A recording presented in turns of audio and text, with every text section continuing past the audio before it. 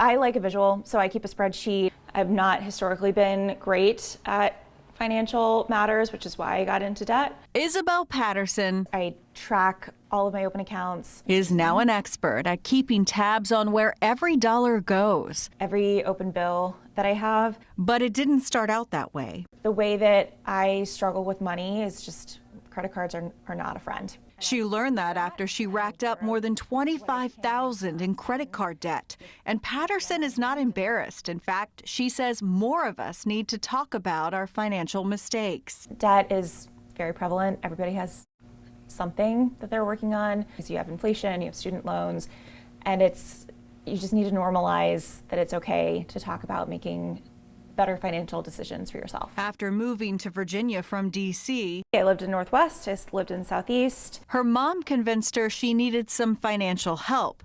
2 years ago, Patterson turned to a nonprofit credit counseling service.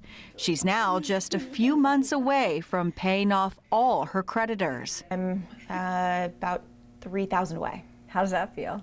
Amazing. I'm very excited. I am counting down the months. But not everyone has a positive experience like Patterson, especially right now with millions of Americans drowning in debt. Multiple government agencies and the BBB are warning consumers to be careful when reaching out to the debt relief industry. A new report by the Better Business Bureau finds some companies fail to deliver on big promises. The BBB warning about a pattern of misleading and sometimes fraudulent claims, with consumers making more than 11,000 complaints. Last year, the FTC went after 7 companies, from an alleged student loan debt relief scammer and phony debt service robocalls to a bogus credit repair scheme and a sham credit card operation. Do you all worry about scammers? Oh, yeah, I get calls all day long from folks that have like, I got a phone call from this agency and they want to help me with my debt. Marla Puckett is a certified credit counselor with Money Management International, the place Isabel Patterson turned to for help. We've had a 45% increase of clients coming to us from this point last year. So it's been a big increase. Our national investigative team analyzed hundreds of cases against debt relief companies and found since 2005, the FTC's banned more than 400 companies and individuals from assisting with any form of debt relief. The data shows nationwide more than 500,000 consumers were affected by those banned companies, the federal government returning more than $41 million in stolen money. To find out just how big a problem likely scammers and possible copycats are now, we got online and searched debt relief on X, Facebook, and Instagram, and we found dozens of accounts, all claiming to be from the same relief groups. For example, some included state names and look like they could be official accounts. Others use words like professional, government, or USA. Puckett, who works for the nonprofit MMI, says a lot of people filing complaints about the debt relief industry ended up using a for-profit company. They do the dispute, it drops off the credit report. 6 months later, it magically appears back on the credit report.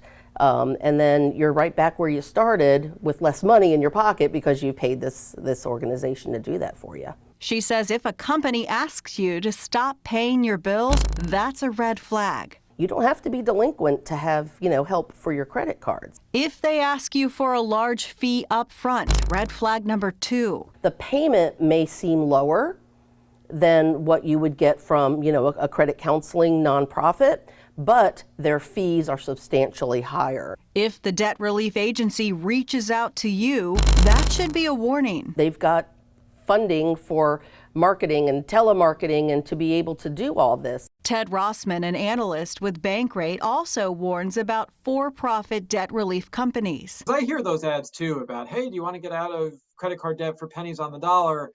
It sounds tempting, but because of the credit score damage, it may not be worth it. He says be careful about groups offering debt relief or debt settlement, asking you to stop paying, hurting your credit while they try to negotiate with the creditor. The lender doesn't even have to take the offer. They could decline the settlement offer and pursue other payment methods. Like they could sue you, or they could, well, they are going to hurt your credit. They could send you to collections. Get online to look up any debt relief group you are thinking of signing up with and see what people are saying. To make sure you're looking at a legitimate company, watch for typos, very few followers, and non-professional email addresses. For Isabel Patterson, credit counseling was a life changer. How has this helped you?